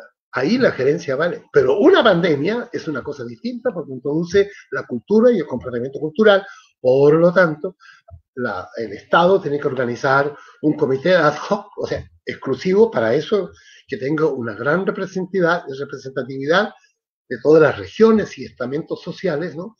Para tomar decisiones, pues, que la población los asuma no por obligación de cuarentena o de estado de sitio, sino que estado de queda, sino que por cariño a esa orden que viene desde arriba, ¿no? Entonces, ese es el caso de Baranoa y de Pueblo Nuevo, ¿no?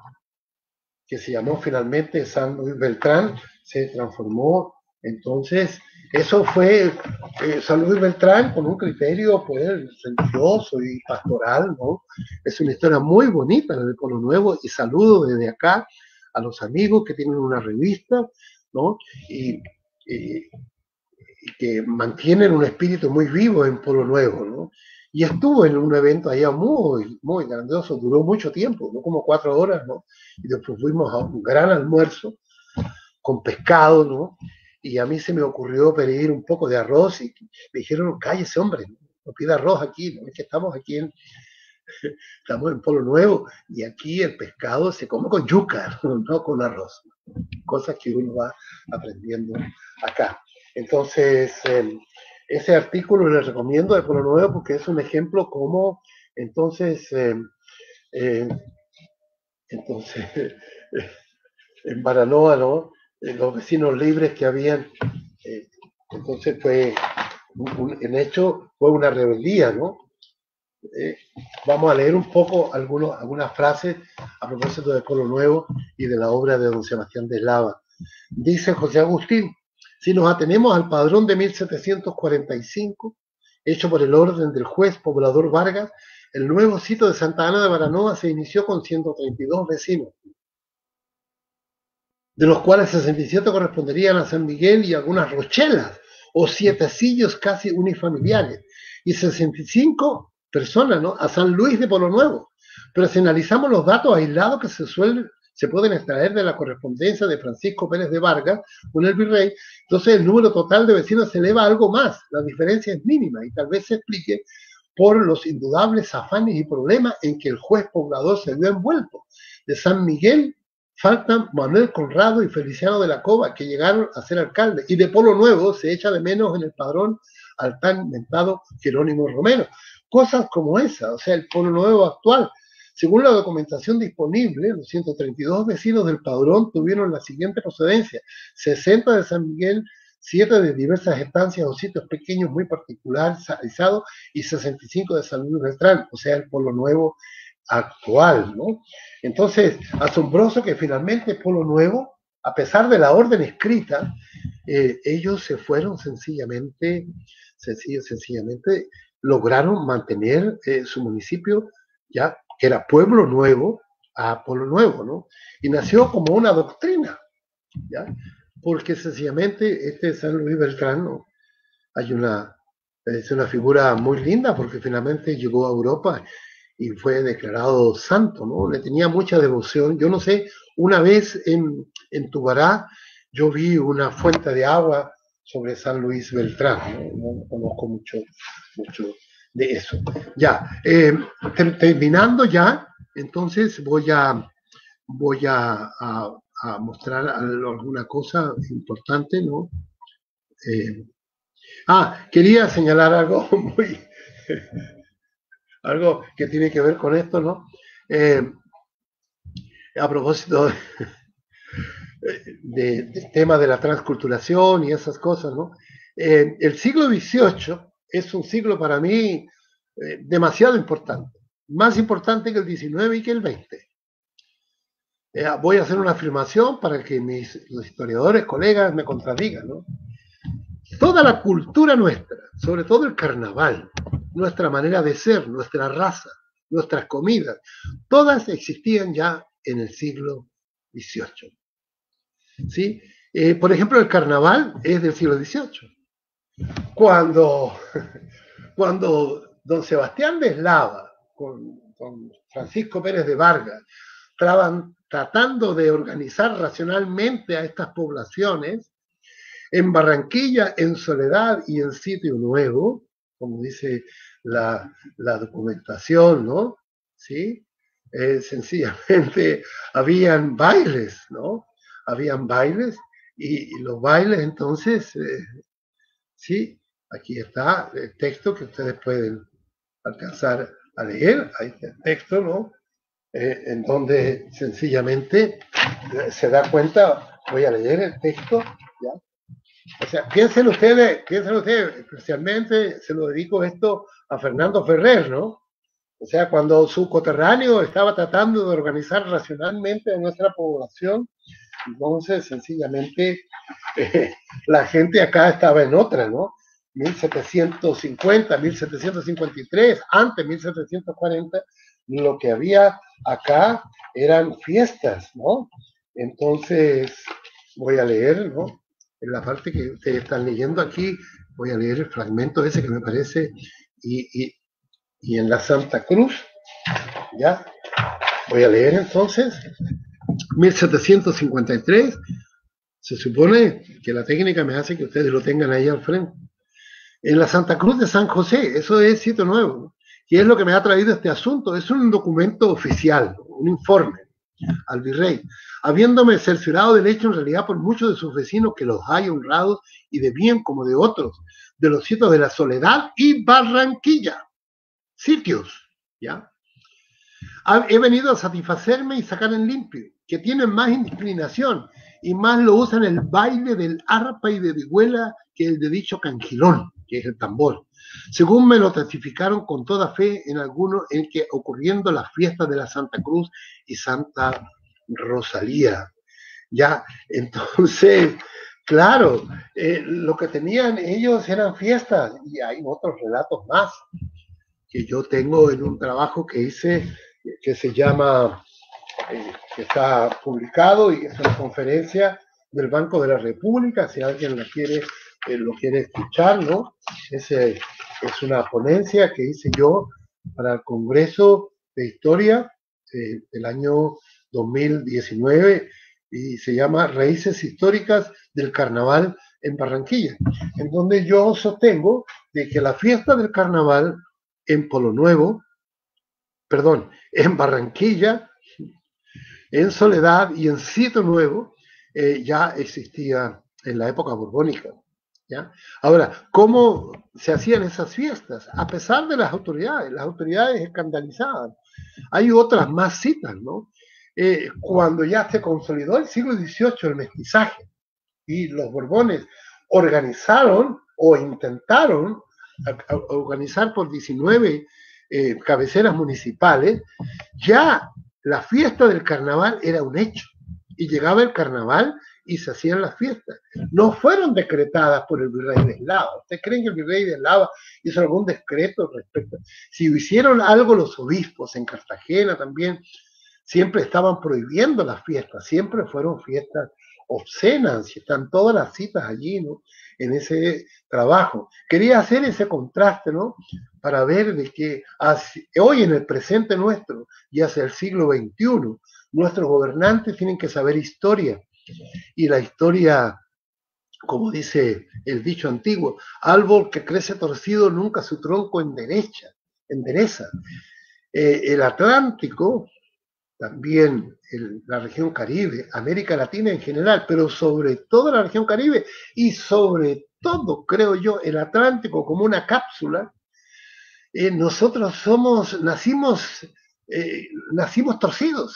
torcidos en el sentido de que no obedecimos los parámetros occidentales borbónicos modernos, sino que tenemos un resabio indígena y africano afortunada y felizmente muy fuerte que ha conformado una nueva realidad de civilización, como se dice, ¿no? Entonces, ahí está, muestro, espero que se esté mostrando eso allí, ¿ya? Sí. Entonces, para mirar un cuadro de lo que podría ser la fiesta del carnaval, ¿no? Con un arpa, ¿se imaginan? Con arpa, con cuatro, y en vez de maracas, las maracas son tan antiguas, antes que llegaron los españoles había maracas, ¿no? Entonces, sí, con arpa. O sea, se imaginan en 1753 celebrando nosotros 1750, cuando estaban tratando los Borbones de urbanizar el territorio, llegaba carnaval y la gente sacaba sus arpas, sacaba el cuatro o la vihuela, ¿no? La guitarra pequeña de cuatro cuerdas y sus tambores africanos y también indígenas, ¿sí? Y sus gaitas y sus cosas, y hacían sus fiestas de carnaval, ¿no? Entonces, eso también hay que decirlo, ¿no? Y una imagen, espero que, no sé si está sincronizado, ¿no? Pongo esta imagen allí, ya el proceso, ya eso a fines del siglo XX, ¿no? Una imagen del carnaval en Barranquilla, no de Barranquilla, porque el carnaval no es de Barranquilla, creo yo, pues, ¿ya? El carnaval de la región Caribe, diríamos, ¿no? Y no toda la región Caribe, ¿ya? Entonces esas imágenes para que ustedes vean el carnaval. Entonces, Santa Ana de Baranó,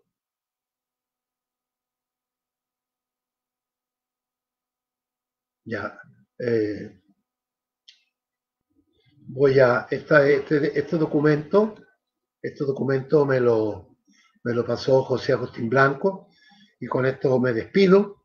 Voy a leerlo por esa cosa borbónica. Ya dice José Agustín Blanco, en Obras Completas, tomo segundo. ¿Ya?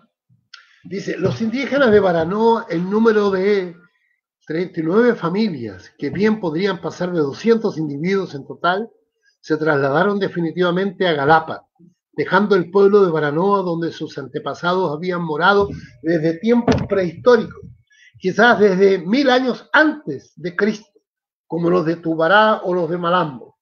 En Galapa reiniciaron su vida y ocuparon las casas de los libres que allí estaban agregados y que tuvieron a su vez que irse a vivir a Barranquilla. El número de estos no lo sabemos. Eso es lo que escribe José Agustín Blanco sobre los actos administrativos, ¿no?, que hicieron los Borbones. De ninguna manera quiero decir de que lo que hicieron los Borbones están mal hechos, pero creo que hoy debemos aprender de esa experiencia y siempre que escucho yo a nuestros dirigentes políticos, siempre los puedo distinguir, ¿no?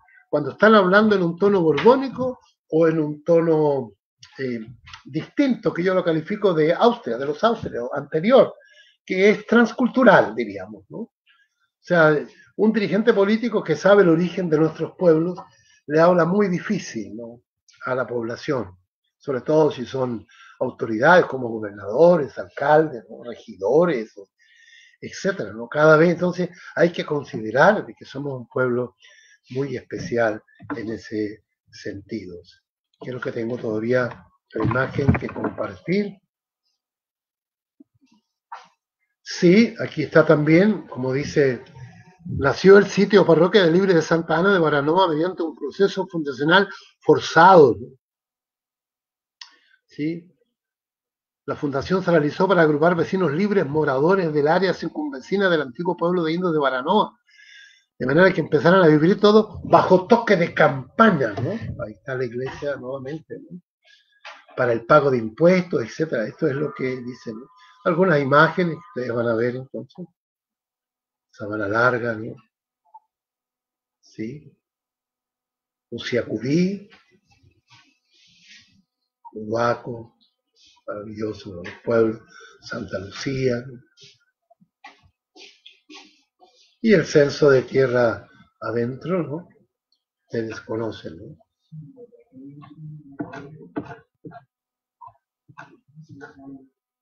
Entonces dejamos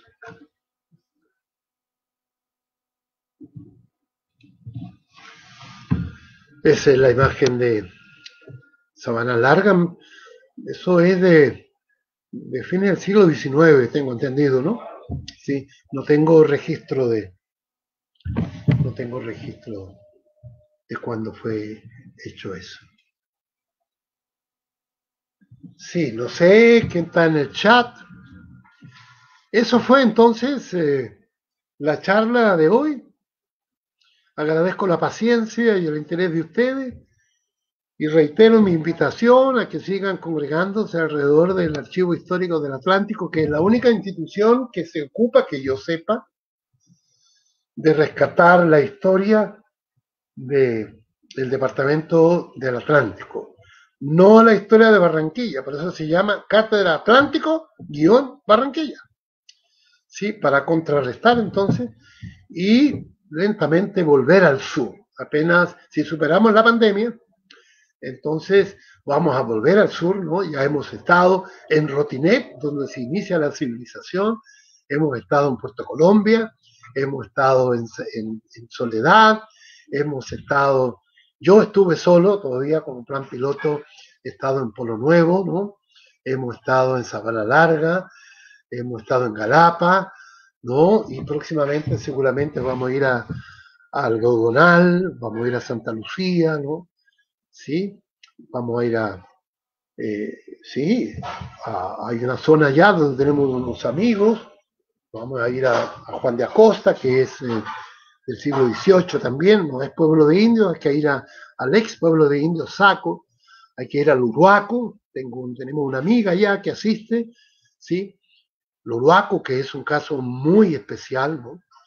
Y que ahí prácticamente los borbones lo que hicieron fue obligar a la gente que se fuera a vivir allá, al Uruaco y a Saco, que fueron pueblos de indios que se extinguieron porque se murieron por la explotación que hicieron los españoles de ellos, de hambre, de desnutrición y de depresión, aunque en aquella época no existía la psicología todavía, pero deben haber habido suicidios. Y las indias, cuando